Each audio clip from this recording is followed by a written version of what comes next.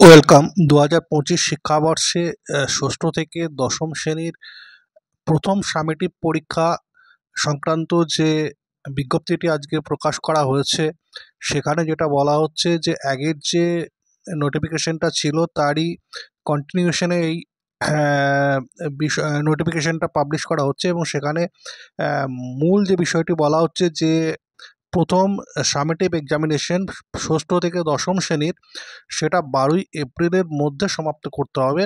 এটা ১২ই এপ্রিলের মধ্যেই করতে হবে, ১২ই এপ্রিলের পরে করা যাবে না।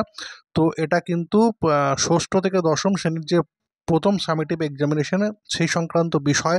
এবং সেখানে আরও বলা হয়েছে যে পরীক্ষার যে প্রশ্ন সেটা প্রত্যেকটা স্কুলকে আলাদা আলাদাভাবে প্রশ্ন করতে হবে এবং স্কুলের সংশ্লিষ্ট স্কুলের সাবজেক্ট টিচারকে দিয়ে সেই বিষয়ের প্রশ্ন করাতে হবে এবং প্রশ্ন রেডি করতে হবে।